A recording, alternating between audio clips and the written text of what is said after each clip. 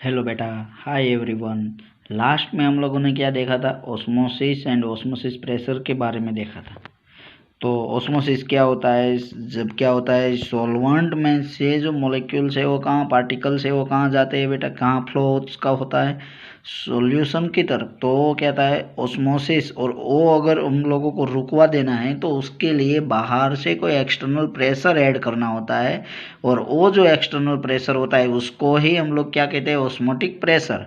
अब उसके हिसाब से हम लोग नेक्स्ट देखते हैं रिवर्स ऑस्मोसिस। ऑस्मोटिक प्रेशर जो है उसका सिंबल क्या होता है? Everyone understand? बोलो बोलो बेटा, याद करो। ऑस्मोटिक प्रेशर का सिंबल क्या होता है? That is pi. अब उसके बाद देखते हैं हम लोग रिवर्स ऑस्मोसिस। मतलब ऑस्मोसिस जो होता है उससे पूरी उल्टे ऑपोजिट डायरेक्शन में प्रोसेस होगी, उसको ही क्या कहेंगे? उसको ही कहेंगे reverse osmosis. That is called reverse osmosis. But देखते हैं पहले व्हाट इज रिवर्स ऑस्मोसिस। देखो, अगर if external pressure becomes more than the osmotic pressure, मतलब एक्सटर्नल प्रेशर हम जो बाहर से लगा रहे हैं प्रेशर, वो प्रेशर जो है मतलब हमारे पास जो ऑस्मोटिक प्रेशर जो पहले लगाया हुआ था उससे भी ज़्यादा, more than the osmotic pressure, उससे भी ज़्यादा हो जाए तो क्या होता है? Then the net flow of solvent can be reverse. मतलब हमने पहले प्रेशर लगाया रुकवाने के लिए तो उसको कहेंगे ऑस्मोटिक प्रेशर। बट अगर हम वही प्रेशर अगर उससे भी ज़्यादा प्रेशर हम लोग लगा देते हैं, जितनी ज़रूरत से उससे भी ज़्यादा एक्सटर्नल प्रेशर लगाया जाए, तो फ्लो कहाँ फिर रिवर्स होना स्टार्ट कर देंगे? सॉल्यूशन से सॉल्वेंट की तरफ जाना स्टार्ट कर देंगे। सॉल्यूशन से कहाँ जाना स्टार्ट कर देंगे? सॉल्वेंट की तरफ। तो ये जो एक्सटर्नल प्रेशर होता है उसके हिसाब से ये पूरी प्रोसेस उल्टी होने लगती है। This phenomenon is called reverse osmosis. Understand? पहले क्या था, यहाँ पे देखो भाई बेटा, यहाँ पे ये हम लोगों ने लिया हुआ है कि यहाँ पे बेटा सॉल्वेंट है, यहाँ पे क्या है भाई? सॉल्यूशन है। अब पहले फ्लो इस टाइप आता था, इसको रुकाने के लिए हम लोगों ने क्या किया था? यहाँ से कोई एक्सटर्नल प्रेशर लगाया था, ठीक है? जो प्रेशर है उसको क्या कहेंगे? पाई। बट अब क्या होता है, अब अगर हमने जितनी ज़रूरत है उतना लगाया प्रेशर तो ये फ्लो अपने आप रुक जाता है सॉल्वेंट में से सॉल्यूशन में आने वाला। अब क्या करते हैं, पाई से भी ज़्यादा हम लोग प्रेशर लगा देते हैं। यहाँ जो है मोर देन पाई, यानी ऑस्मोटिक प्रेशर से भी ज़्यादा प्रेशर हम लोग लगा देते हैं। More than pi, osmotic pressure से भी ज़्यादा प्रेशर हम लोग लगा देते हैं। कहाँ पे? सॉल्यूशन के ऊपर। तो ये प्रोसेस उल्टी होना स्टार्ट हो जाएगी। देखो, सॉल्यूशन में से पार्टिकल्स कहाँ जाना स्टार्ट कर देंगे? सॉल्वेंट में। तो ये जो पूरी फिनोमेनन होगी उसको ही क्या कहेंगे? उसको ही तो कहेंगे बेटा रिवर्स ऑस्मोसिस। समझ में आ रहा है? Everyone understand? उसको रिवर्स ऑस्मोसिस कहा जाता है। लाइक देखो, NaCl का सॉल्यूशन लिया हुआ है, यहाँ पे ऑलरेडी पाई है, हाँ, ये ऑस्मोटिक प्रेशर है। तब पार्टिकल्स प्योर सॉल्वेंट में से कहाँ आ रहे थे? सॉल्यूशन में। बट देखो, पी एक्सटर्नल देन पाई, पाई से भी ज़्यादा हम लोगों ने यहाँ पे पी बोले तो ये क्या है? ये जो पी है वो एक्सटर्नल पी है, ओके। अगर एक्सटर्नल प्रेशर मतलब हम लोगों ने ज़्यादा लगा दिया तो अब क्या होगा? यहाँ से यहाँ आते थे, कहाँ से कहाँ? सॉल्वेंट में से सॉल्यूशन में आते थे, बट उल्टा हो जाएगा, रिवर्स प्रोसेस होने लगेगी। देखो, यहाँ से मॉलिक्यूल्स कहाँ जा रहा है? सॉल्यूशन में से कहाँ जा रहा है बेटा? सॉल्वेंट में जा रहे हैं। तो ये जो पूरी फिनोमेनन होगी उसको ही क्या कहेंगे बेटा? रिवर्स ऑस्मोसिस कहा जाता है। यहाँ पे SPM लगाया हुआ है तो ये रिवर्स ऑस्मोसिस हो जाता है। तो ऐसे ऑस्मोसिस से मतलब ऑपोजिट प्रोसेस जो होती है उसको ही क्या कहते हैं? Reverse osmosis. ऑस्मोसिस में क्या होता है? सॉल्वेंट में से फ्लो पार्टिकल्स कहाँ जाते हैं? सॉल्यूशन में। बट रिवर्स ऑस्मोसिस में क्या होता है? सॉल्यूशन जो है उसमें से पार्टिकल्स कहाँ जाते हैं? प्योर सॉल्वेंट की तरफ। तो ये इस टाइप से ऑस्मोसिस एंड रिवर्स ऑस्मोसिस दोनों प्रोसेस होती है। नेक्स्ट स्टार्ट करते हैं define mathematical representation of osmosis. Osmotic pressure के लिए रिप्रेजेंटेशन देखते हैं। उसके पहले देखो, गैस इक्वेशन आप लोगों ने देखा होगा। गैस इक्वेशन में क्या होता है भाई बेटा? Gas equation, ideal gas equation क्या है? Formula PV is equal to NRT, yes और नो? इसको ही क्या कहेंगे? Ideal gas equation. दिमाग में रखना है, भूल नहीं जाना है। PV is equal to NRT, it is called ideal gas equation. So अगर हम लोगों को पी फाइंड करना है यानी प्रेशर फाइंड करना है तो पी इज इक्वल टू क्या होगा? N by V into R T. So P is equal to क्या हो जाएगा? सी आर टी रख सकते हैं कि नहीं? क्यों? बिकॉज ऑफ N क्या है? मोल अपॉन V वॉल्यूम यानी लीटर। तो मोल पर litre is equal to concentration C हो जाएगी, where C is equal to N अपॉन V। तो क्या मिलेगा? P is equal to CRT। वैसे ही यहाँ पे भी हम लोग फाइंड कर सकते हैं। Osmotic pressure is colligative properties होती है। ऑस्मोसिस प्रेशर क्या है भाई? एक तो ये है कोलिगेटिव प्रॉपर्टीज है, वो हम लोगों को मालूम है, हमने पहले भी देखा है। 4 टाइप्स की कोलिगेटिव प्रॉपर्टीज जो होती है वो 4 टाइप्स की कोलिगेटिव प्रॉपर्टीज है। कौन कौन सी है? RLVP है, फिर क्या है? Depression in freezing point, elevation in boiling point, and fourth है ऑस्मोसिस। तो उसके हिसाब से देखो, the osmotic pressure is a colligative properties which depends directly on the concentration of the solution. वो किसके साथ डिपेंड होती है? डायरेक्टली किसके साथ? Colligative properties osmotic pressure depends किसके साथ होती है? Directly on the concentration of the solution से। It is represented by pi से रिप्रेजेंटेड करते हैं, तो उसके हिसाब से it also depends on the temperature. देखो दोनों के साथ वो डिपेंड्स होते हैं। किस किस के साथ? एक तो कॉन्सेंट्रेशन के साथ, सेकेंड किसके साथ डिपेंड्स होते हैं? टेम्परेचर के साथ। सो ऐसा लिख सकते हैं बेटा, यस और नो? ऐसा लिख सकते हैं, pi proportional to C and pi proportional to T. So pi is equal to क्या लिख सकते हैं? CRT। यस और नो? दोनों को कंबाइन करते हैं तो हम लोगों को क्या फॉर्मूला मिलेगी? Pi is equal to CRT। C क्या है? कॉन्सेंट्रेशन है, आर क्या है? गैस कांस्टेंट है, एंड टी क्या है? टेम्परेचर है। तो इसके हिसाब से हम लोगों को pi is equal to CRT formula मिल सकते हैं। तो ऐसे मैथमेटिकल रिप्रेजेंटेशन ऑस्मोटिक प्रेशर का होता है। नेक्स्ट देते हैं ऑस्मोसिस बेस्ड ऑन डायरेक्शन के हिसाब से।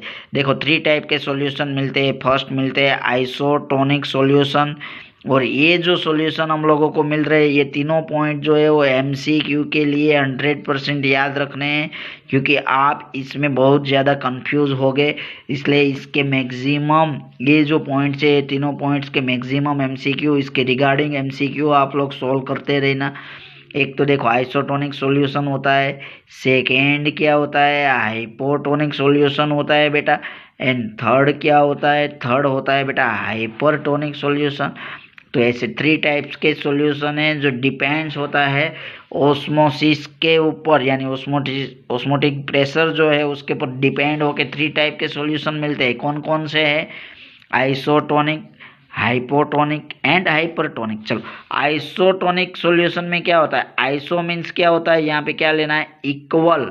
सो pi 1 is equal to pi 2। So solution 1 is in isotonic with solution 2। इसमें से जेई और नीट में बहुत बार क्वेश्चन भी आए हुए है बेटा आइसोटोनिक सॉल्यूशन से। आइसो मीन्स इक्वल, दिमाग में रखना है। तो यहाँ पे जब कोई भी सॉल्यूशन हम लोगों को है ना आइसोटोनिक सॉल्यूशन मिले, कौन सा सॉल्यूशन मिले? यस, आइसोटोनिक सॉल्यूशन मिले, तब क्या होता है? Pi 1 is equal to always pi 2। Next देखो हाइपोटोनिक सॉल्यूशन। हाइपो मीन्स क्या होता है? अंडर, यानी लेस होता है, ठीक है। तो pi 1 is less than pi 2, यानी solution 1 is in hypotonic to solution 2, यानी सॉल्यूशन 1 जो है वो क्या हो जाता है? हाइपोटोनिक। किसके बराबर में? सॉल्यूशन 2 के बराबर में, ठीक है। और थर्ड होता है हाइपरटोनिक। हाइपर मतलब क्या होगा? Hyper means over, high. Hyper means क्या होगा? हाई जब होता है, यानी कॉन्सेंट्रेशन ऑस्मोटिक प्रेशर जो है वो हाई होगा। तो pi 1 is greater than pi 2, यानी solution 1 is in hypertonic to 2। Solution 2 से क्या होगा? सॉल्यूशन 1 हाइपरटोनिक होगा। तो ऐसे बेटा 3 टाइप के सॉल्यूशन मिलेंगे, isotonic, hypotonic and hypertonic. Isotonic मतलब क्या होगा? इक्वल। हाइपोटोनिक मतलब हाइपो मतलब क्या होगा? अंडर, लेस होगा। और हाइपरटोनिक मतलब क्या होगा? हाइपर मीन्स ओवर, हाई होगा, ठीक है। अगर आइसोटोनिक सॉल्यूशन है तो ऑस्मोटिक प्रेशर जो होता है वो क्या होता है? 2 सॉल्यूशन का लिया हुआ इक्वल होता है, pi 1 is equal to pi 2। But अगर सॉल्यूशन हाइपोटोनिक है तो क्या होगा, हाइपो मीन्स अंडर लेस होता है, इसलिए सॉल्यूशन 1 जो है पाई 1 उससे ज़्यादा पाई 2 का ऑस्मोटिक प्रेशर होगा। एंड हाइपरटोनिक, हाइपर मतलब मैक्सिमम, हाई होगा, ओवर होगा, तो पाई 1 जो है उसका ऑस्मोटिक प्रेशर ज़्यादा होगा, किससे, पाई 2 से। तो ऐसे 3 टाइप के सॉल्यूशन हम लोगों को मिल सकते हैं। कौन कौन से है, isotonic, hypotonic and hypertonic. Isotonic then pi 1 is equal to pi 2, hypotonic then pi 1 is less than pi 2 and hypertonic then pi 1 is greater than pi 2। तो ऐसे ये 4 टाइप्स के कोलिगेटिव प्रॉपर्टीज है, तो ये अपने दिमाग में रखने। इसके अलावा भी हम लोग वन टॉप फैक्टर अभी इसके बाद स्टार्ट कर रहे हैं, तो उसमें भी अच्छी तरह से दिमाग चलाना, क्योंकि उसमें से भी मैक्सिमम एमसीक्यू और सम्स में भी सबसे ज़्यादा ये सब कंसेप्ट है यूज़ होने वाले हैं। तो अपने अच्छी तरह से समझना और साथ में होमवर्क भी करते रहना बेटा। नेक्स्ट स्टार्ट कर रहे हैं, मैंने लास्ट में बताया ऐसा वन टॉप फैक्टर के बारे में देख रहे हैं। अब देखो वन टॉप फैक्टर क्या है, उसकी क्यों ज़रूरत पड़ी। तो देखो हम लोगों ने देखा कि भाई कोलिगेटिव प्रॉपर्टीज जो है वो डायरेक्टली प्रोपोर्शनल किसके साथ होती है, मॉलिक्यूल्स के साथ, नंबर ऑफ पार्टिकल्स के साथ होती है। कभी क्या होता है, देखो हम लोगों ने कोई एक मॉलिक्यूल्स ऐड किया सॉल्यूशन में, ओके, तो एक ऐड किया तो वहाँ जाके क्या होता है, उसका एसोसिएशन या तो डिसोसिएशन हो जाती है, तो 2 मॉलिक्यूल्स मिल जाएंगे, दो एक में से ही 2 पार्टिकल्स बन रहे। वैसे ही क्या होता है, कभी क्या किया हम लोगों ने, कोई सॉल्यूशन लिया उसमें 2 पार्टिकल्स ऐड किए तो उसका एक मॉलिक्यूल्स हो जाता है, तो मतलब एसोसिएशन हो जाता है या तो फिर डिसोसिएशन हो जाता है। ऐसा बिहेवियर जब दिखाई दे तब के लिए फाइंड करने के लिए, ये फाइंड करने के लिए इसकी ज़रूरत पड़ी साइंटिस्ट को, वन टॉप साइंटिस्ट को ज़रूरत पड़ी, इसलिए इसको वन टॉप फैक्टर कहते हैं। देखो क्या है one Hoff factor, sometimes the solute particles, देखो सोल्यूट, ये सोल्यूट है, ये क्या है, दोनों बाहर से जो हम लोग ऐड कर रहे हैं ये क्या है बेटा, इट इज़ अ सोल्यूट। ये क्या है, यहाँ पे ये सोल्यूट है, ओके। यहाँ पे ये जो दिख रहे हैं 2 पार्टिकल्स, ये भी क्या है बेटा, ये दोनों भी क्या है, सोल्यूट ही है। तो क्या होता है, देखो सोल्यूट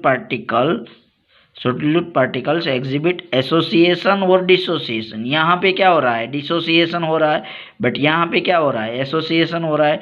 डिसोसिएशन और एसोसिएशन इनसाइड द सॉल्यूशन, मतलब इसमें जब सॉल्यूशन जब बनता है तो सॉल्यूशन में क्या होता है, या तो फिर एसोसिएट हो जाते हैं, जुड़ जाते हैं, या तो डिसोसिएट अलग हो जाते हैं।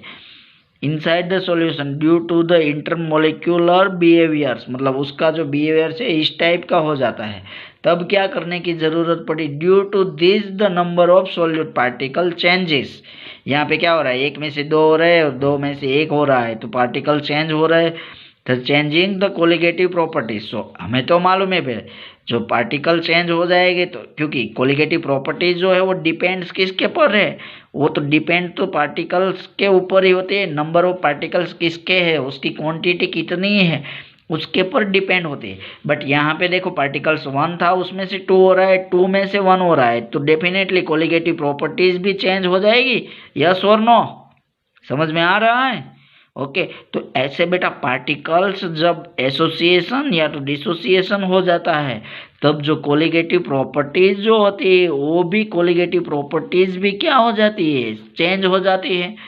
चलो तो उसके लिए क्या करना पड़ा, तो observe colligative properties and the calculated colligative properties different from each other, मतलब हमने ऑब्जर्व किया तो कोलिगेटिव प्रॉपर्टीज एंड कैलकुलेशन की कोलिगेटिव प्रॉपर्टीज, तो दोनों की क्या आ रही है, डिफरेंट आ रही थी। उसके हिसाब से ये जो एरर क्रिएट हो रही थी, ये एरर को रिमूव करने के लिए van't Hoff factor i define हुआ। Van't Hoff factor i define होने का रीज़न क्या रहा, क्या समझ में आ रहा है बेटा, एक पार्टिकल्स में से 2 हो रहे, 2 में से 1 हो रहे, तो कोलिगेटिव प्रॉपर्टीज चेंज हो रही है। तो यहाँ पे साइंटिस्टों ने चेक किया कि ऑब्जर्वेशन किया हुआ कोलिगेटिव प्रॉपर्टीज एंड कैलकुलेशन वाली कोलिगेटिव प्रॉपर्टीज वो दोनों क्या आ रही है, डिफरेंट आ रही है। तो उसके लिए साइंटिस्ट ने इस पॉसिबिलिटी को रिमूव करने के लिए साइंटिस्ट ने क्या फाइंड कर लिया, कौन सा फैक्टर फाइंड किया, तो उसके लिए उसने one Hoff factor I find कर लिया। तो ये वन टॉप फैक्टर आई क्या है, चलो उसके लिए देखते हैं। Colligative properties are directly proportional to the number of particles, ये तो हमें मालूम ही है, हम लोगों ने स्टार्टिंग में ही देखा था। कि भाई कोलिगेटिव प्रॉपर्टीज जो होती है वो किसके साथ डायरेक्टली प्रोपोर्शनल होती है, तो किसके साथ होती है बेटा, नंबर ऑफ पार्टिकल्स, मतलब सोल्यूट के जो नंबर ऑफ पार्टिकल्स है उसके साथ है कोलिगेटिव प्रॉपर्टी क्या होती है, डायरेक्टली प्रोपोर्शनल होती है। So Cp initial is directly proportional to n बोले तो number of particles, n initial, ये फर्स्ट इक्वेशन मिला। Second colligative property Cp final is directly proportional to n final, मतलब equation number 1 and equation number 2 दोनों equation मिल गए। Initial colligative properties भी number of particles के साथ डायरेक्टली प्रोपोर्शनल होती है एंड फाइनल कोलिगेटिव प्रॉपर्टीज भी किसके साथ डायरेक्टली प्रोपोर्शनल होगी बेटा, किसके साथ होगी, नंबर ऑफ पार्टिकल्स फाइनल के साथ होगी।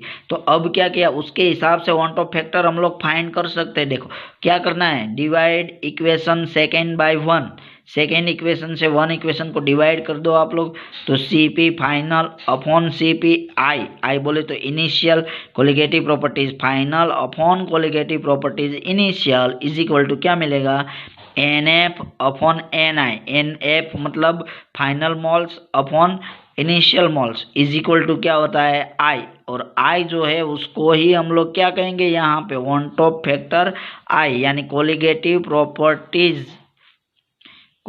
प्रॉपर्टीज फाइनल अपॉन क्या होगा, कोलिगेटिव प्रॉपर्टीज क्या होगी इनिशियल इज इक्वल टू क्या मिलेगा NF अपॉन NI, यानी final moles upon initial mole is equal to क्या मिलता है I, और ये जो I फैक्टर होता है उसको ही क्या कहते हैं वन टॉप फैक्टर I, या तो इसके हिसाब से ये फॉर्मूला आप भी लिख सकते हो, Cp colligative properties Cp final is equal to क्या होगा I इंटू Cp इनिशियल, तो क्या होगा colligative properties final is equal to I into Cp initial, मतलब यहाँ से I फाइंड करना है तो यहाँ से colligative properties bye final find करने हैं बेटा हम लोगों, तो फाइनल इज इक्वल टू क्या होगा I तो है ही हमारे पास, I इंटू क्या होगा Cp, और Cp में भी क्या होगा, ये क्या हो जाएगा इनिशियल, तो ये फॉर्मूला है उसके हिसाब से हम लोग फाइंड कर सकते हैं, या तो फिर